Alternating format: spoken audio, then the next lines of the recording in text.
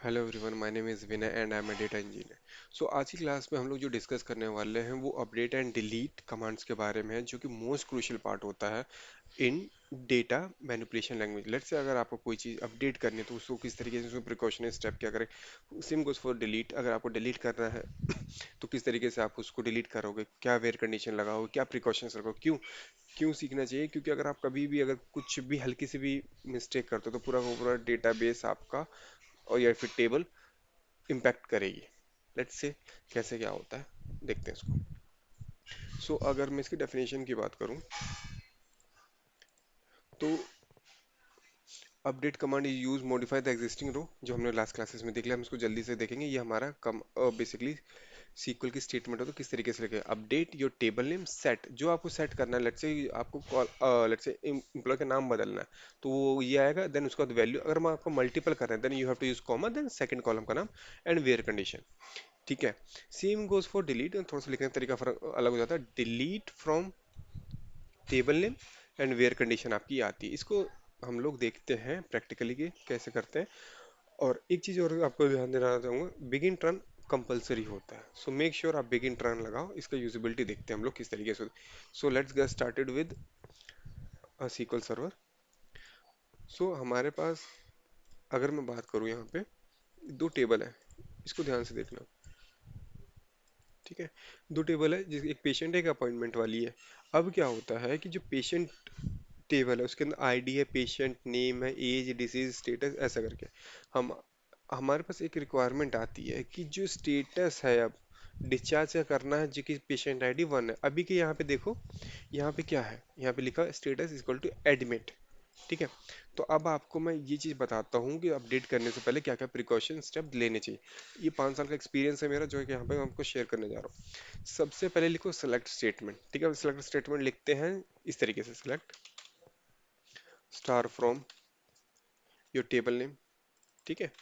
आपकी table name ये है, इसको रन करते हैं हम लोग इस इवेंचुअली। और हमको कंडीशन क्या है कि हमको वो पेशेंट अपडेट करना है जिसकी पेशेंट आईडी 1 हो, तो यानी कि जो वेयर कंडीशन होगी वो उसमें हम लोग लिखेंगे ये।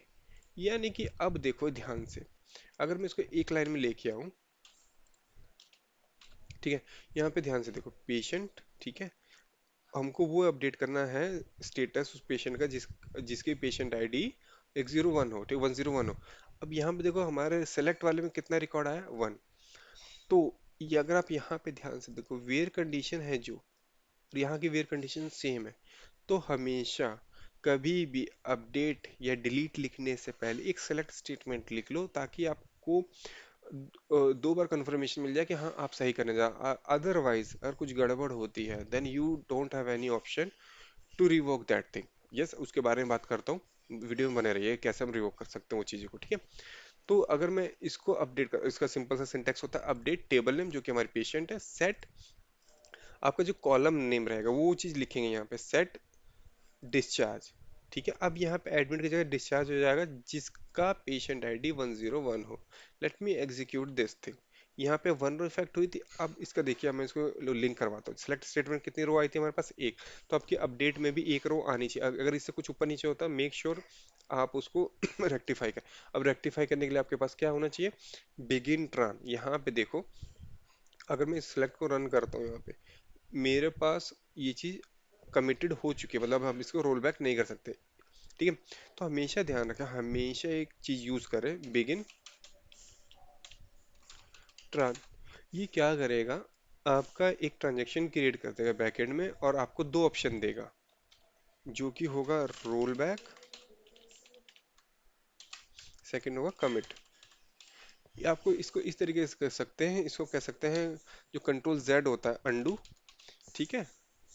इसका कमिट का मतलब हमने जो चीज़ करी है वो सही है, इसको कमिट कर दो, मतलब इसको फाइनलाइज कर दो। अगर मान के चलो, अब मैं यहाँ पे डिस्चार्ज की जगह ये चीज़ लिखता हूँ, अगर मान के चलो आपको समझाने के लिए, F5 लेट्स ये। अब क्या है, ठीक है, अब मैं इसको करके देखता हूँ। मैंने F5 प्रेस किया, 1 रिकॉर्ड इफेक्ट हुआ क्योंकि वेयर कंडीशन सेम थे। अब मैं यहाँ पे जाके देखता हूँ, यहाँ पे देखो ये चीज़ हो चुकी है। ठीक है। ये चीज आपको दिखने के लिए फिजिकली हो चुकी है, बट बिगिन ट्रांस ने क्या करा, एक ट्रांजैक्शन आपकी ओपन कर रखी है। अगर यही क्वेरी मैं दूसरे टैब में लेके जाऊं तो क्या होगा, जल्दी से देखते हैं। इसको मैं रन करता हूँ फटाक से, हमारा डेटाबेस भी सेम सिलेक्टेड है, बट यहाँ पे ये देखो एग्जीक्यूटिंग क्वेरी कर रहा है यहाँ पे। तो इसका मतलब क्या है कि एक ट्रांजेक्शन ओपन हुई है। तो ये सीक्वल की एक ब्यूटी कह लो कि आपको कंट्रोल जेड का ऑप्शन दे रहा है। मान के चलो आपको यहाँ पे करना था लेट्स से डिस्चार्ज, आपने गलती से ऑब्जर्व कर दिया अंडर ऑब्जर्वेशन, तब क्या करोगे? तब आपके पास ये ऑप्शन है रोल बैक का, just click F5, command successful, if you see here, देखो डिस्चार्ज वापसी आ गया ना। यही सेम होता है। अगर आपने देखा कि हाँ आपने ये दोबारा से चलाया, आपने देखा कि हाँ अंडर ऑब्जर्वेशन चाहिए था, हमने देखा और ये चीज़ सही है, जस्ट डू कमिट। ठीक है। अब ये चीज़ ध्यान रखिएगा कि अगर आपने एक बार कमिट कर दिया तो you don't have any option to roll back. यही चीज़ आपका इंसर्ट और डिलीट में भी होता है। तो मेक श्योर जब भी आप अपडेट या डिलीट चलाए या इंसर्ट चलाए, इंसर्ट में तो ज़्यादातर चीज़ें ईजिली हो जाती है, बट अपडेट और डिलीट में मुश्किल होता है चीज़ों को रोल बैक करना। तो मेक श्योर कि आप उस तरीके से इसको डिज़ाइन करें अपनी क्वेरी को। ठीक है, यहाँ तक अगर कोई क्वेश्चन है you can put your comments. ठीक है। और भी डिटेल में बात करते हैं। यहाँ पे भी देखते हैं, यहाँ पे इस वाले को देखते हैं हम लोग, नॉर्मल इस तरीके चलाते हैं, इनकरेक्ट सेंटेंस नियर दिस, पूरा सिलेक्टेड नहीं था इस वजह से एरर दिया इसने। अब हम लोग दोबारा चला के देखते हैं, बस ये प्रैक्टिस के लिए था। तो ये सारी चीज़ें अपनी आपकी बिगिन ट्रान, बस यहाँ पे अपडेटेड नहीं करा हमने डिसीज के, अगर चेक चेक करा जाए वे डिसीज कोविड 19, तो हम लोग इधर देखेंगे कोविड 19। ठीक है, इसका स्टेटस जो है अब क्रिटिकल हो चुका है अपडेट। तो जो जो मैंने डेटा सेट उठाया ये इस पे बेसिकली जो पेशेंट का डेटा होता है हेल्थ केयर में वो वाला डेटा सेट है ये। अगर अब हम लोग सीखते हैं डिलीट के बारे में। ठीक है।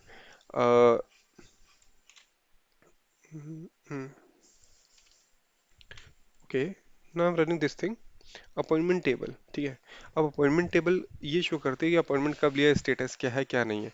अब मैं कहता हूँ कि मेरे को ना डिलीट करना है जिनका अपॉइंटमेंट कैंसिल हो चुका है।